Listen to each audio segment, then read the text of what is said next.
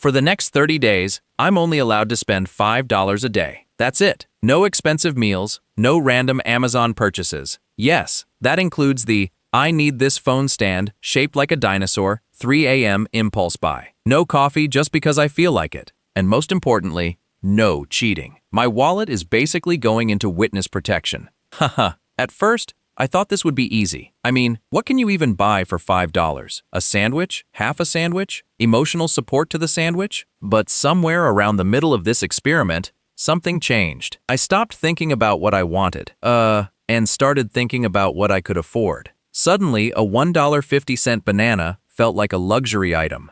And that's when I realized something terrifying. Living on $5 a day doesn't just change how much money you spend. It changes the way you think. I started doing math in the grocery store like I was defusing a bomb. If I buy this, I only have $2.30 left. But what if there's an emergency? What if the emergency is also a sandwich? Ha. So I had one question. Could I actually survive 30 days on just $150? Spoiler, my bank account survived. My dignity, questionable. And by the end of this experiment, I was going to find out exactly what happens when every single dollar suddenly matters. Before I started, I had to make one thing very clear. If I was going to do this, I couldn't make the rules convenient whenever things got difficult. So I created a simple rule, $5 every day. That gave me a total budget of $150 for the entire 30 days. And there were a few things I wasn't allowed to do. I couldn't borrow money. I couldn't ask someone else to pay for my food. I couldn't use money from another day just because I wanted something expensive. And I couldn't suddenly decide that something was necessary just to get around the challenge. The goal wasn't to pretend I was poor for 30 days. The goal was to experience what happens when every purchase has a consequence. Because normally, if I want a $4 coffee, I buy it. If I want a $7 meal, I buy it. I don't stop and think about what that $7 actually costs me. But now, that $7 meal was more than an entire day's budget. And suddenly, $5 didn't feel like $5 anymore. It felt like a decision. So with $150 in my account and 30 days ahead of me, day one began. Day one, I woke up feeling surprisingly confident.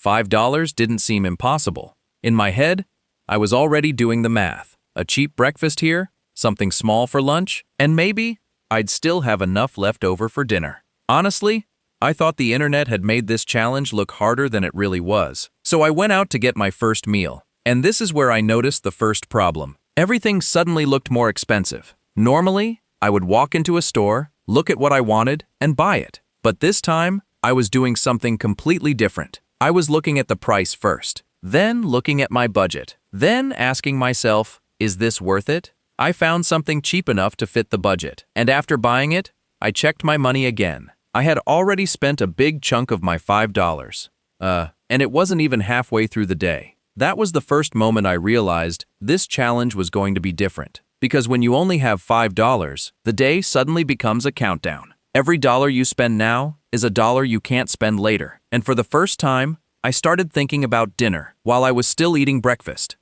Day two started differently. I was no longer excited about the challenge. I was calculating. Before buying anything, I started doing the math in my head. $5 for the entire day. So if I spent $2 in the morning, I only had $3 left. If I spent $3 at lunch, I was already in trouble. And that's when I discovered something I hadn't expected. Being cheap takes work. You have to compare prices. You have to plan ahead. You have to think about what you'll eat later. And sometimes, you have to say no to things that cost almost nothing. A drink for $1, a snack for $2. Something that normally wouldn't even feel like a purchase suddenly felt like a serious financial decision. By day 3, I started changing my habits without even realizing it. I was drinking more water. I was walking instead of spending money on convenience. I was looking for the cheapest option instead of the option I actually wanted. And at first, I thought that was a good thing. But then I noticed something strange. I wasn't just saving money. I was thinking about money all the time.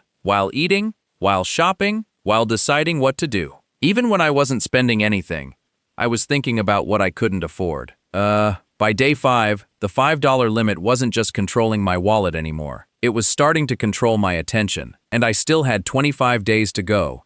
By day 6, something had changed. I wasn't looking at prices the same way anymore. Before this challenge, spending $1 barely registered in my brain. Now, $1 felt important, because $1 was 20% of my entire daily budget. And that completely changed the way I saw things. I walked past a small coffee shop and thought about getting a drink. It was only $3. Normally, I wouldn't even think twice. But $3 wasn't just $3 anymore. It was more than half of what I was allowed to spend that day. So I kept walking, and that moment made me realize something. The price of something doesn't change, but the way you feel about that price can change completely. A $5 meal suddenly felt expensive. A $2 snack felt like a luxury, and a $1 purchase needed a reason. But there was another problem. The more I focused on saving money, the more I started noticing all the little ways I normally waste it. Extra toppings, delivery fees, convenience purchases, things I bought simply because they were there. I started asking myself a question I had never really asked before. Would I still buy this if I had to choose between it and my next meal? And the answer was surprisingly often, no. That question started following me everywhere. And slowly, I realized this $5 experiment wasn't just teaching me how to spend less. It was forcing me to confront why I spend in the first place. By day 11, I had gotten pretty good at spending less, but I hadn't prepared for the part that had nothing to do with food, other people. One evening, some friends wanted to go out. Nothing crazy, just food, drinks, maybe hanging out for a few hours. Normally, I would have gone without thinking about it, but this time, I started doing the math. A meal could cost $5 or $6. A drink could cost another $2. And suddenly, one normal night out could destroy almost an entire day's budget. So I said no. And that should have been easy, but it wasn't. Because when everyone around you is spending money normally, being the person who can't starts to feel different. You start giving explanations. I'm trying to save money. I'm doing a challenge. I'll come next time.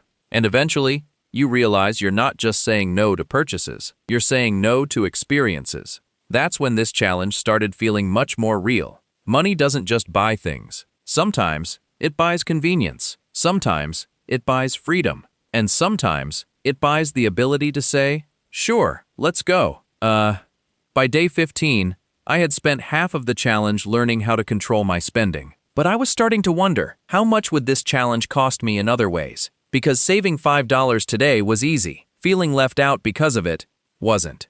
Day 16 was the first day I genuinely wanted to quit. Not because I was starving. Not because I had completely run out of money. It was something much simpler. I was tired. Tired of checking prices. Tired of calculating every purchase. Tired of asking myself whether something was worth it. And then, it happened. I saw something I really wanted. It wasn't even that expensive, but I knew exactly what would happen if I bought it. I would go over my $5 limit, and for a few seconds, I thought about making an exception. Nobody would know. I could just call it a mistake. I could tell myself that one purchase didn't matter after everything I'd already done. And honestly, that was the most dangerous thought I'd had during the entire challenge. Because this wasn't about $5 anymore. It was about justifying the first exception.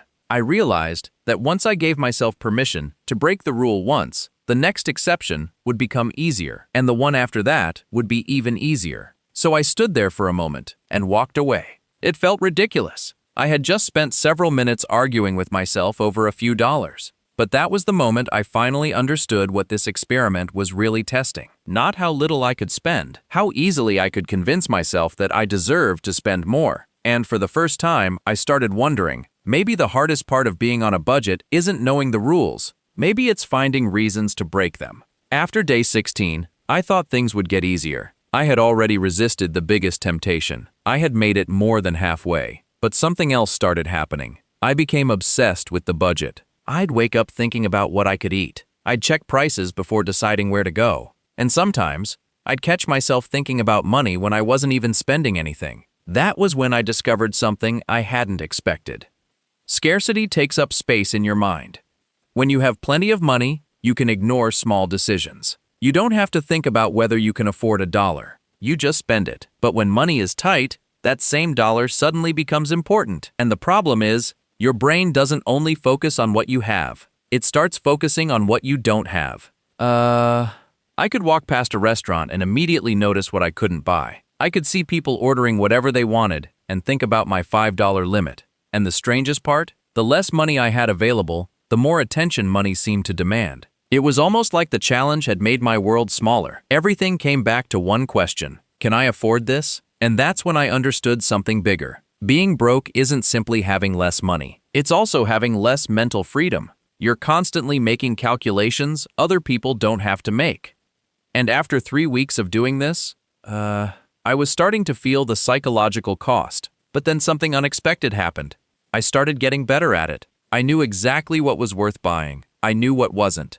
And I was finally starting to understand where my money had been going all along.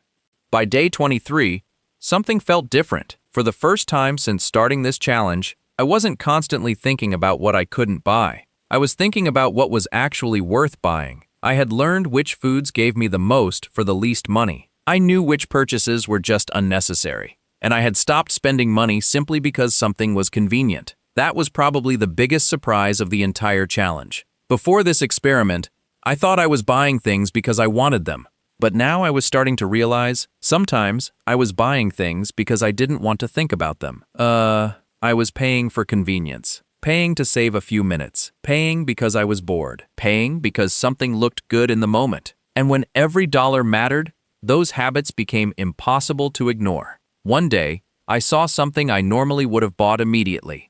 It was cheap. It was convenient. And I wanted it. But I stopped. I asked myself the same question I'd been asking for weeks. Do I actually want this? Or do I just want the feeling of buying it? And that question changed everything.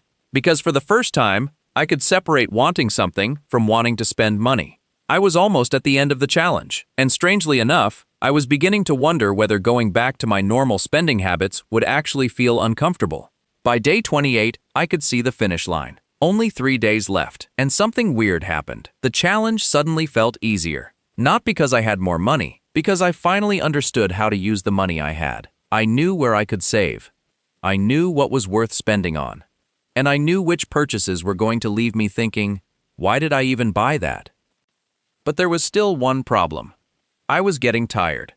30 days sounds short when you say it out loud. But when every single day comes with a $5 limit, you feel every single one of those days. By day 29, I found myself thinking about what I would buy once the challenge was over. I started imagining the things I'd normally get without thinking. A proper meal, a coffee, something completely unnecessary. And that made me realize something. I wasn't dreaming about expensive things. I was dreaming about not having to calculate anymore. No checking prices. No wondering whether I had enough left. No deciding between something I wanted now and something I might need later. Then finally, day 30 arrived. The last day, and for the first time in a month, I knew that tomorrow I could spend whatever I wanted. But before I did that, there was one thing left to find out. How much had I actually spent? And more importantly, did living on $5 a day actually change the way I thought about money? Day 30 was finally over. 30 days, and now there was nowhere left to hide. I opened my spending records and started adding everything up. Day after day, dollar after dollar. And then I reached the final number. I had spent dollars in 30 days. That meant my average was bucks per day. I looked at that number for a while, because normally, I wouldn't think twice about spending that much money in a few days. But now, I had managed to stretch it across an entire month. And the weirdest part wasn't how little I had spent, it was how much I had learned from it. I had started this challenge thinking the hardest part would be finding cheap food. It wasn't. The hardest part was realizing how many purchases I normally make without even thinking. Things that felt small individually added up. A coffee here, a snack there, a convenience purchase. Something I bought because I was bored. Something I bought because everyone else was buying it. None of those purchases felt important at the time. But when every dollar mattered, I could finally see them. And that's when the real result of the challenge hit me. I didn't just spend less money for 30 days. I became aware of money, where it was going, why I was spending it, and how often I was confusing wanting something with actually needing it. So, after 30 days, would I do it again? Honestly. No. At least, not for another 30 days. Living on $5 a day taught me a lot. But it also made me realize how difficult it is to live with absolutely no room for mistakes. One unexpected expense can completely destroy your budget. One bad day can make the entire system harder. and constantly thinking about every dollar can become exhausting. But would I recommend doing some version of this challenge? Absolutely. Because you don't need to live on $5 a day to learn what I learned. You just need to put a real limit on your spending. Something low enough that you actually have to think before buying. Because when spending becomes effortless, you stop noticing it. You stop asking whether something is worth the money. You just buy it. This experiment forced me to slow down. And once I did that, I noticed something uncomfortable. A lot of the things I thought I needed, I didn't actually need. And a lot of the things I thought made me happy were really just habits. That's probably the biggest lesson I'm taking away from these 30 days. Having less money didn't make me miserable. Not knowing why I was spending money did. And now that I understand that, I don't think I can look at my money the same way again. Same style, my final closing. 30 days ago, I thought this experiment was going to teach me how to spend less money. It did. But that wasn't the most important thing I learned. The biggest lesson was that money isn't only about what you can buy, it's about the choices you have. When I had almost no spending room, every decision felt important. A $1 purchase could change my entire day. A $5 purchase could mean giving something else up. And after experiencing that for 30 days, I started looking at my normal spending differently. Now, whenever I spend money, I have one question in the back of my mind. Would I still buy this if I had to feel the cost? Because that's what changed for me. Before this challenge, money disappeared quietly. Now, I notice where it goes. And maybe that's the strange thing about spending. You don't always need more money. Sometimes, you just need to become more aware of the money you already have. So, would I recommend living on $5 a day? Probably not. But would I recommend doing an experiment that forces you to question every dollar you spend? Absolutely, because sometimes the best way to understand the value of money is to experience what it feels like when you don't have much of it. And after 30 days, I can honestly say one thing. I will never look at a $5 bill the same way again.